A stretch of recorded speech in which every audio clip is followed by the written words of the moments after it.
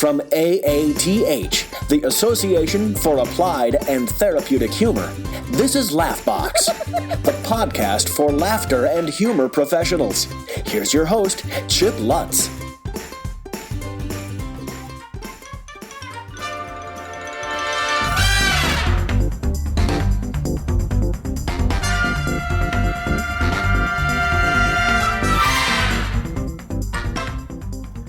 Well, here we are, ready for Laughbox, my favorite time of the week, and perhaps yours too, but I don't know. Shoot me an email at chip@unconventionalleader.com and let me know if you even listen to the show. I would love to hear from you. So I have a question for you. Have you ever thought about putting together a TEDx talk? I know I have, but then I started thinking, do I have a big thought? And even when I have a big thought, do I want to put all the work into developing my big thought and actually delivering it?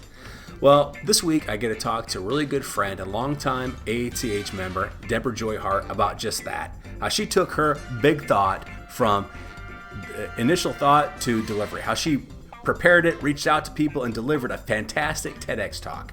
I know you're going to get as much from our conversation as I did, so I want you to sit back and enjoy.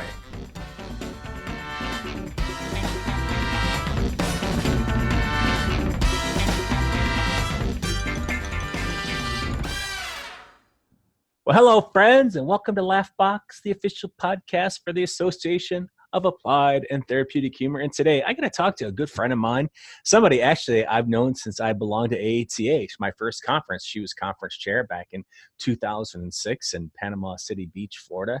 I thought, hey, I'm going to Florida. It'll be warm, but it was not. But the warmth of this woman made it all worthwhile. Oh, thank you. I get to talk to my friend, Debra Joy Hart. So welcome, my friend, to the podcast. Oh, thanks, Chip. Yeah, it was, I think, 2006, 2007. 2006, yeah. Yeah, and I remember you just hugging me and going, oh, hi, how are you? Yeah, I was a mermaid. I looked more like a manatee then. So, yeah, I did. I looked like a manatee in a mermaid dress. That is awesome. That's surprising. I'm not a hugger. That's surprising that I was hugging that weekend.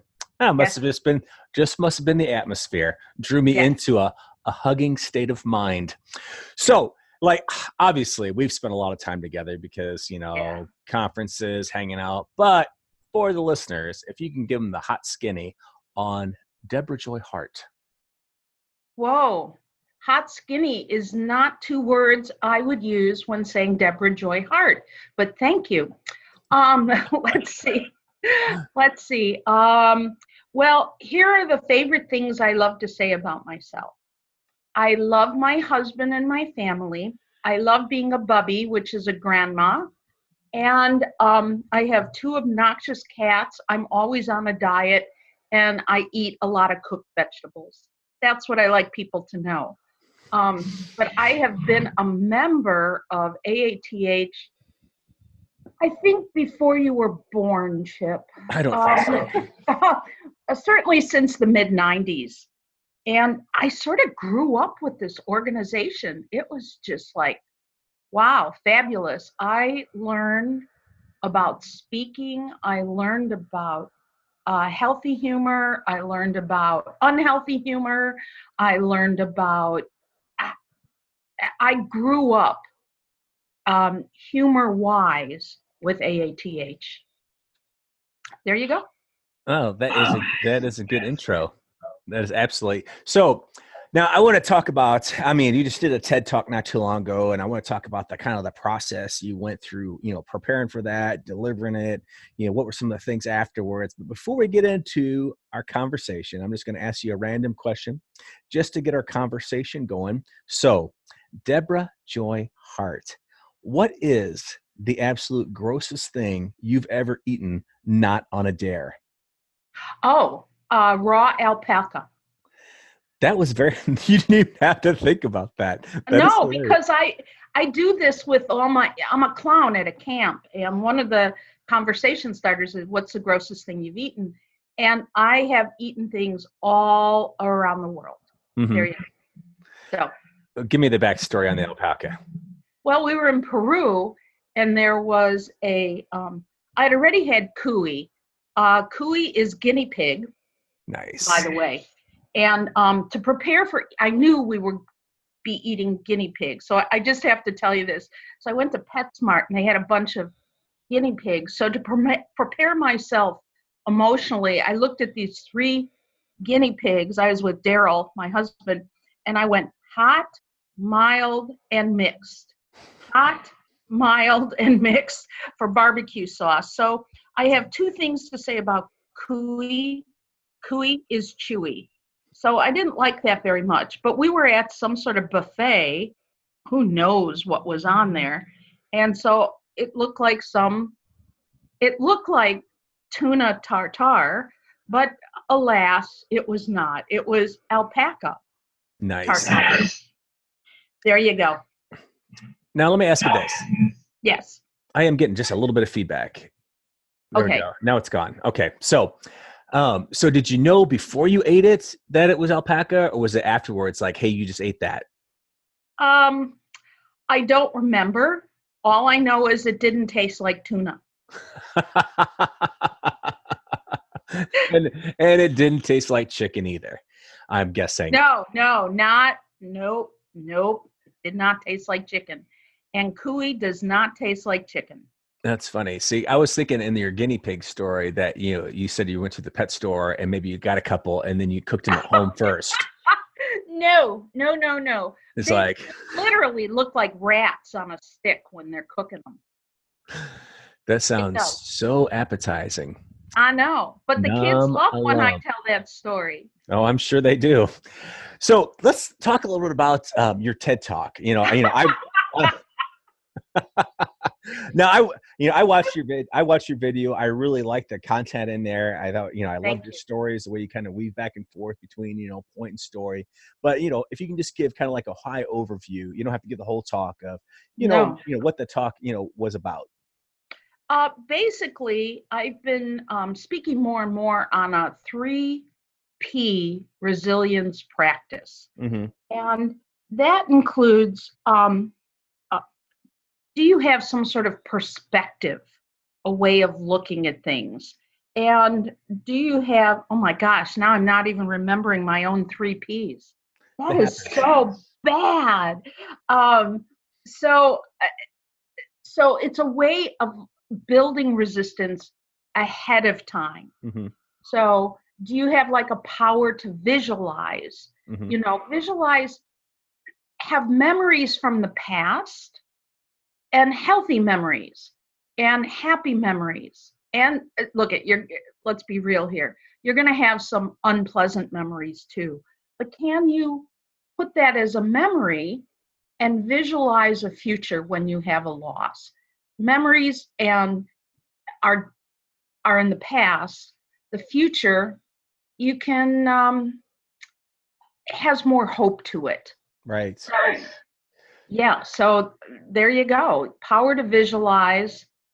Are you being present? And truly, all of a sudden, I'm drawing a blank on my own.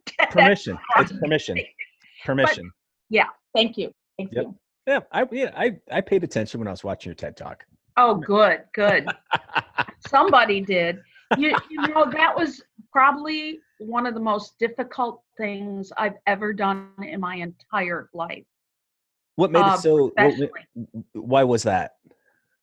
I had to overcome some past memories. Mm-hmm. And the memories were, I often, with the rule of threes, I say 2 truths and 1 not truth, but that's humorous. Mm-hmm. One of the truths I talk about is how I failed at stand-up comedy. And people know me and they're like, that's a lie. And I go, no, it's not. Here was the main reason. Whenever I've been in front of bright lights, that means in grammar school, in high school, in college, and when I tried my hand at stand-up, I go blank. And then if I memorize things, I I do not, it's like I'm an automaton. I'm just Right. saying them. I sound like a GPS system recalculating, and the truth is I really had to get past that. And then in the end, I just want to jump ahead.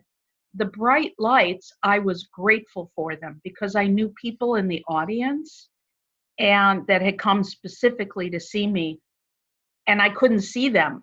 And so I was like, because I had rehearsed, like I had videotaped myself start and stop probably close to 200 times. That is painful. Yeah. I Watching didn't yourself. do, Yeah. and like I said, I didn't do full 8-minute Mm-hmm. videos, but it was over 200 times. And I imagined using a page from my own playbook, I imagined an audience loving and accepting me. And because I had done that, the bright lights were the best thing that happened to me. And the other main reason this was so painful, especially in the beginning, is I had to get past my own negative self-talk based on the past. So there you go. Right. Now, let me ask you this. So when you decided you were going to do it, I mean, there's a whole application process. So, I mean, did you consult with other people on putting your application, your package together, or, what did you put in there to, make yours stand out? Because knowing you, I would think that it probably had a little bit of flair to it. Just knowing you, that, it was probably one of those things that just like when they saw it, it's like, oh man, we've never got anything written in crayon before. We should take this. Okay, so first of all, I'm laughing now. So I saw this thing on Facebook. It was like an open casting call. There's two types of TEDx talks. The kind that you get, they're both TEDx talks, but some places they have people. You have to get invited. Mm-hmm. Okay. Second of all, there's open casting. I didn't find this out till the night before the actual talk. So this was an open one. So I saw this on Facebook, and this is how I am. I usually jump first and build my wings on the way down. That's just me. Right. Or in the case of the alpaca raw, I'll taste first and ask questions later. And Daryl laughs at that. So here you go. I applied. It was both of application and video. So it was a 1-minute video. I asked a really good friend of mine who also does stand-up, Joel Schwartz, and he said, oh, move this line here. And it was funny and poignant. And it was 1 minute and 1 second because I had to shut off the video. And one of my fears is I can't memorize, right? And I had the video. So that's sort of like bright lights. So what I did, I put it in probably close to 4-point type and underneath the camera, and I worked my way through it. And I sent it in. I did a few takes and I sent it in. And oh my God, I wasn't expecting to be accepted. And I went, oh, they're probably hard up for people that use humor to talk about hard subjects. That's what I thought. Like, why would they really take me? And what I found out the night before, there were 40 applicants, Mm-hmm. and only 9 of us got in. Yeah. Now, did they say what a separator for you might have been? No. Okay. No, not at all. They just accepted me, and then I panicked, right? Because then I really had to start working on my wings. so to speak. So what was that process like of putting it all together? Because I mean, obviously, if you're out there speaking about this, you've got, and I've heard different thought processes on this, is that you don't want to take like your normal 60 to 90 minute keynote and try to do it in, 10 minutes. So I imagine that it took a lot more crafting on your part to, get through your pieces. So what was that process like for you on putting it and putting it together, practicing? I mean, because that in and of itself to me would be so stressful. You think? Yeah. You think? So I sort of approached it from twofold. One, they give you a coach. And I said, okay, use the coach. So one of the things I did is I contacted her, said, let's set up a meeting so I could just get my fears out there in front of God and everyone. My fear is, of course, not remembering, because I don't memorize my talks. I always have slides behind them. And I know enough stories that they're sort of organic, my 60 to 90 minute talks, right? Mm-hmm. So we talked about that. We talked about my fears. Then I contacted Alan Klein, Karen Buxman, and Heidi Hanna, because they all had done TEDx talks. And I looked at other people's TEDx talks. Now, there's a trend now.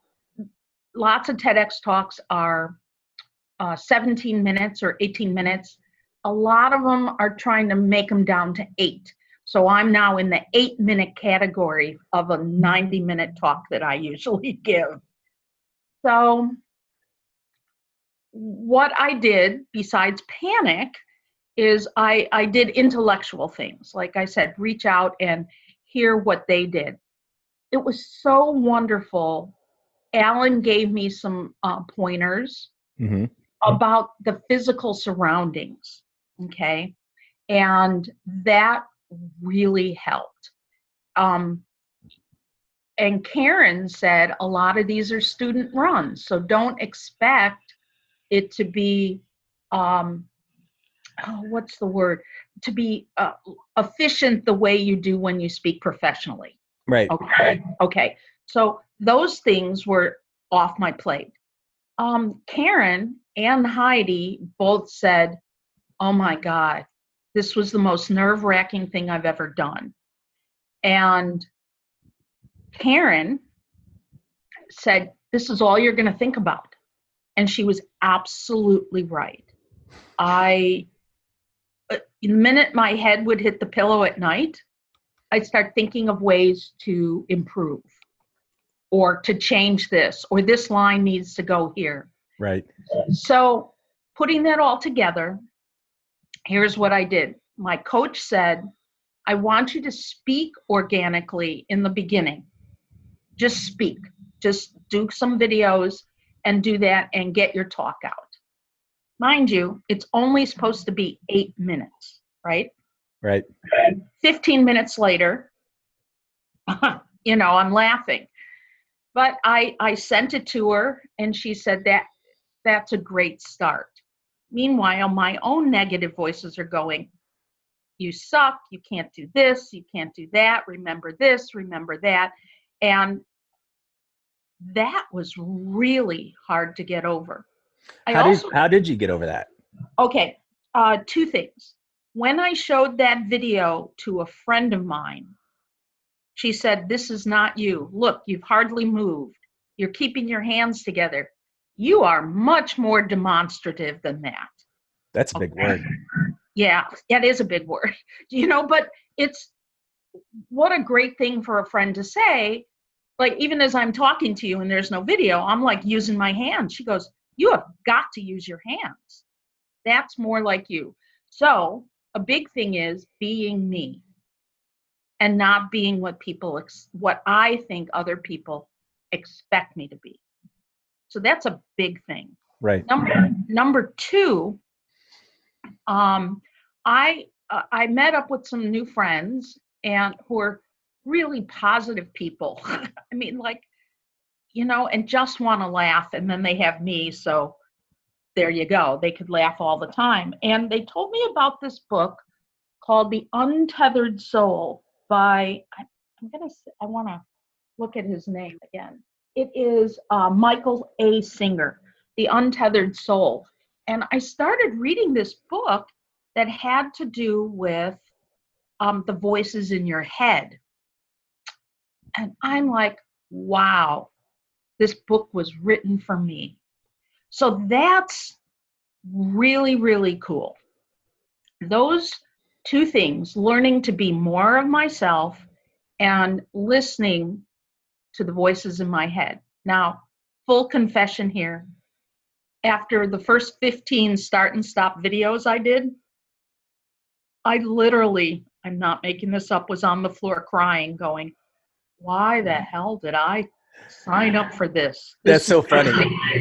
Because that's what I was thinking when you said that, when you were laying in bed and you were like, that's all you thought about. See, what I would be thinking about is like, how the hell can I get out of this? I'm in this now, but how can I get out?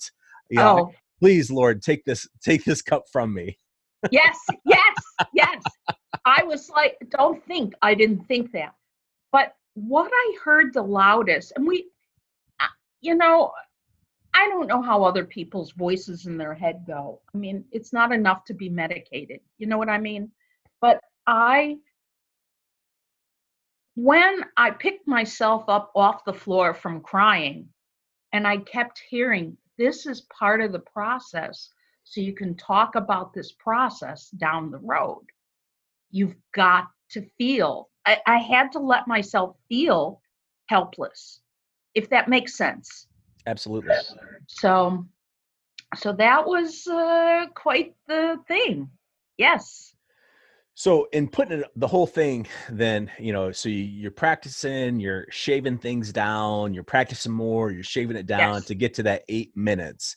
So now, because I imagine, like, I know the day before they have a dry run, they have a practice that you go through. So, because I think that you're like, I'm the same way. I've got all this negative self-talk is like, one, what the hell did you do, Lutz? You shouldn't have done this. 2, how do I get out of this? 3, you're not good enough. So like on the day before, when you're hearing other I assume you hear the other speakers give their as well. Yeah. And you're, like for me, I'd be sitting thinking, man, they're so much smarter than I am. So first of all, I want to tell you how much at ease I felt because of this one thing. I get up to the front and there's other speakers. We're meeting them there. And like the topics, oh my God, I'm like, what am I? Cream cheese. However, this is what I heard, because I worked really hard to keep it sharp and to the point, and 8 minutes. There were at least 2 people that one person said, oh, I didn't rehearse it much. I know it's at about 15 minutes, but I'm pretty sure I can shave off that time up there. Wow. And then the other person said, mine's 12 minutes. I'm pretty sure I can get it down. And I'm like, what? I am at 8 minutes. Yay me. So I was so happy. That's a little confidence booster in that, you're like, these people didn't even practice. I'm at 8 minutes. La-ti-da. That's exactly how I felt. Exactly. I don't want to say feeling smug, but I would feel, if I knew that other people hadn't done their homework and I'd actually, I'd be like, I feel pretty good about myself right now. Yeah, I did. Okay. So let me tell you something else. This is pretty to show you how my mind was working. This was during the rehearsal. So it was at a college auditorium at Bloomington Normal, which one that was. And we were in like the wings of the auditorium. And I had never, ever experienced dry mouth like this before. I mean, it's like my every inside just sucked in. And there was this beautiful basket of grapes.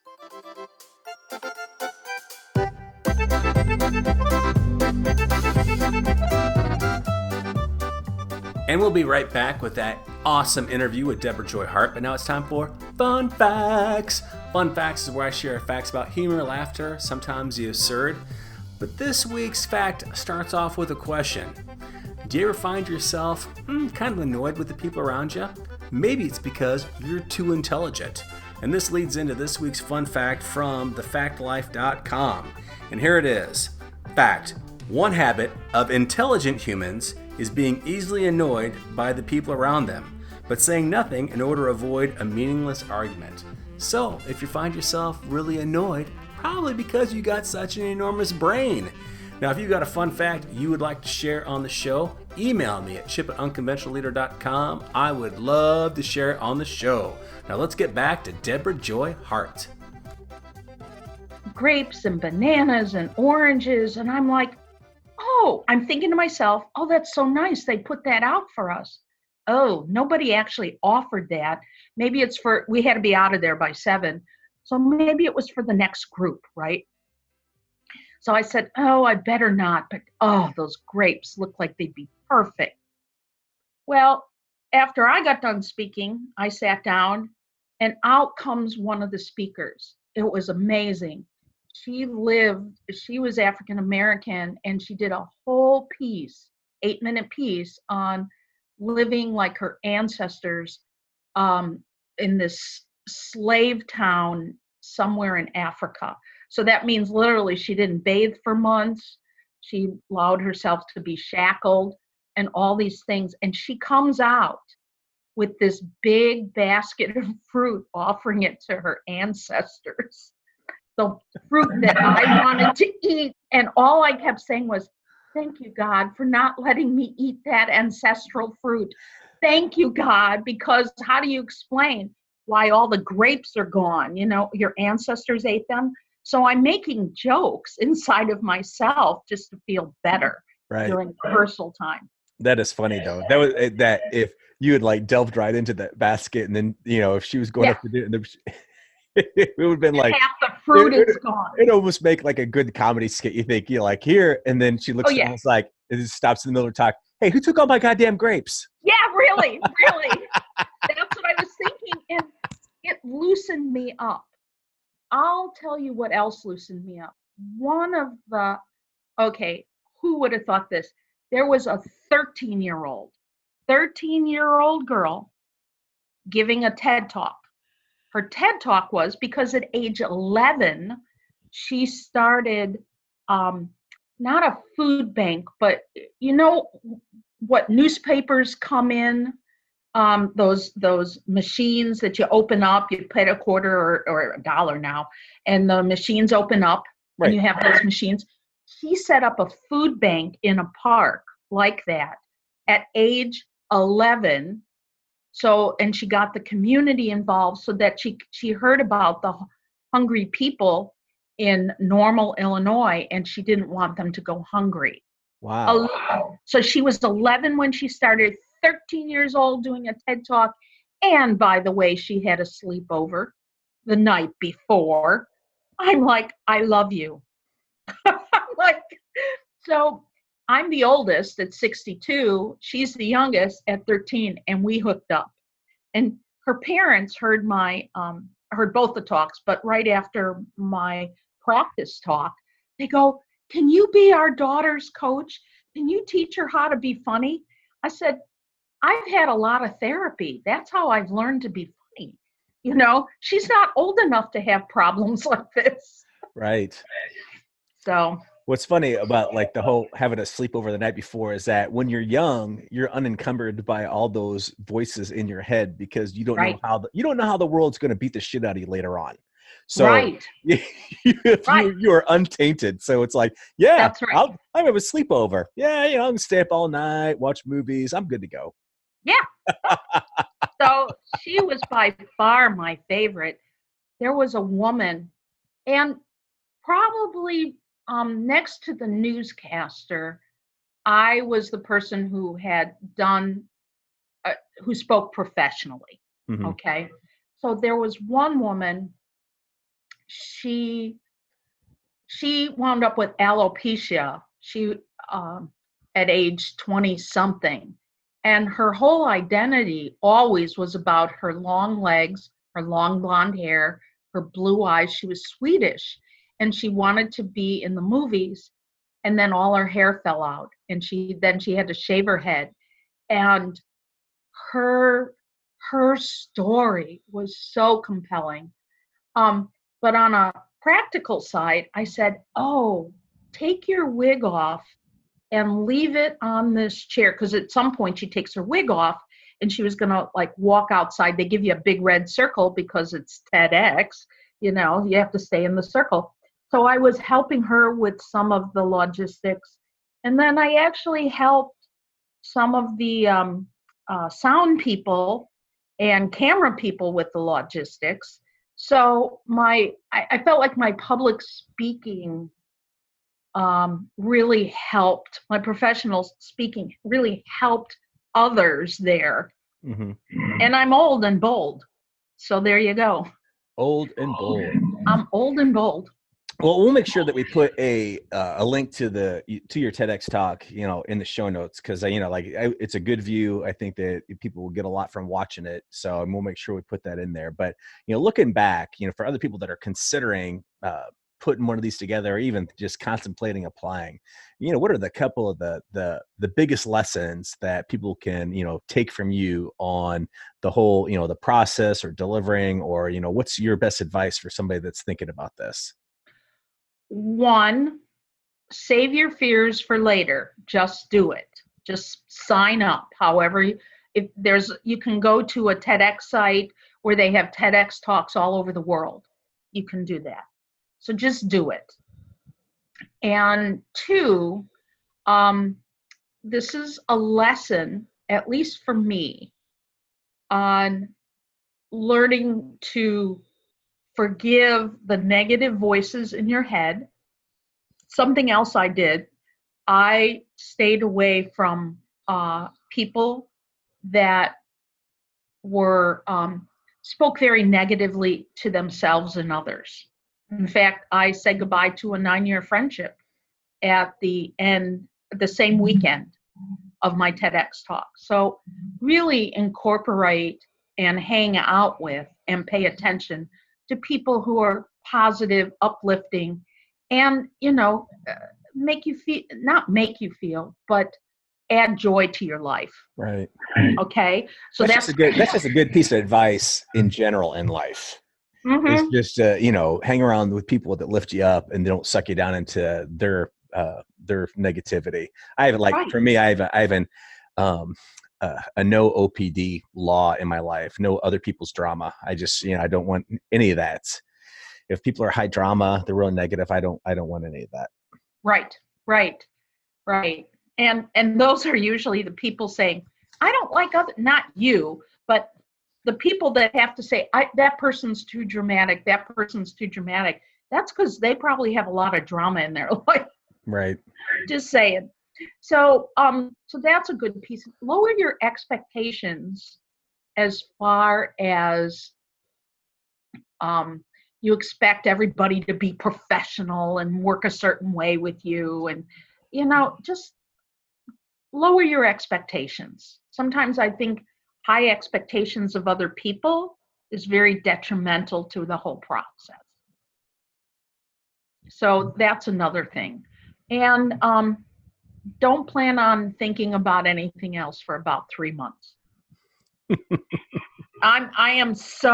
Karen nailed it. She goes, that's all. Now, I haven't talked to Drew Tarvin. He would be a great person because he's done at least 4 TEDx talks or TED Talks. And he's spoken about TEDx talks to other places. I mean, I'm like just amazed. And I'd be really curious. I haven't had a chance to talk to him. How did he work through that? And how did he work, because we're just different people, and right. Just curious. Yeah. Well, I really appreciate you sharing a little bit of your experience on doing the TEDx with me, and sharing yourself as well. Because you're always so much fun to be around, and I always enjoy any time we get to spend together. Now, if after today people want to connect with you, and like I said, we'll put in the show notes, we'll put a link to the TEDx talk. But where can people, find Debra Joy Hart? Well, you can look up all the stuff that I do that's in one contained place at my website, which is Debra Joy Hart, DebraJoyHart.com, or they can just email me. And my contact info is all on my website. So, awesome. And you can get to the TEDx from there. It's in the rolling credits. And there's also this really cool thing. NPR did something. TEDx Radio did something. So I'm there too. Oh, so, cool. Yeah, I'm like, really? This is TEDx Radio? Whoa. It's like a shiny thing. That's funny. All right. So, like I said, I really appreciate you spending a little time with me today. Now I'm going to do what I call Fast Five. 5 questions. So you can just give me your best first answer on these 5 questions. Are you ready, Debra Joy Hart? All right. Who's your favorite comedian? Oh, Robin Williams forever. Okay. What is your go-to funny movie? Oh, Scrooged at Christmas time, and of course, Young Frankenstein anytime. Both good choices. I like that. What's your favorite kind of comedy? The kind my husband will laugh at with me. So I tend to be a little bit more bawdy, but we love TV shows that make us laugh, and I love snarky. I love funny. I love a little slapstick, Carol Burnett-ish. Yeah. Nice. And that's very sweet that you like things that, Daryl's going to laugh at with you. That just warmed the cockles of my heart. All right. Oh. You and I are going out to dinner. Where do we go? Oh, tough choice. Mexican or barbecue? Sushi too.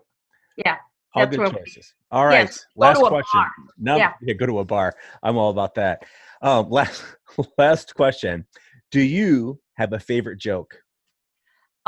Here's the ones I tell quickly. Knock, knock. Who's there? Eyes. Eyes who? Eyes got another knock, knock joke. Knock, knock. Who's there? Nose. Nose? Who? I knows another knock, knock joke. Knock, knock. Who's there? Ears. Ears who? Ears another knock, knock joke. Knock, knock. Who's there? Chin. Who? Chin. Chin who? Chin up. No more knock, knock jokes. Nice. And with that, I will tell you, thanks again for spending a little time with me today. I think I will use those with my granddaughter. Oh, yeah, they're great. Thanks.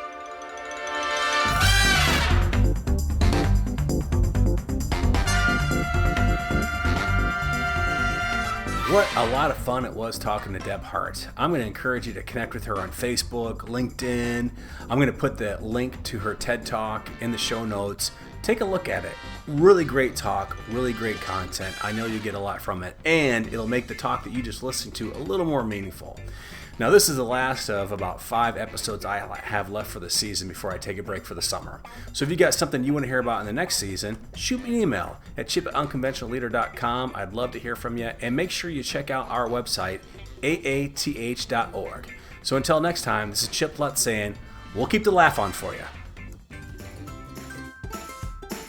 This is Laughbox, the podcast for laughter and humor professionals. Laughbox is made possible by a grant from the National Speakers Foundation and is brought to you by AATH, the Association for Applied and Therapeutic Humor. Find out more at aath.org. Be sure to review Laughbox on iTunes. For show notes and more information about today's conversation, visit laughbox.aath.org.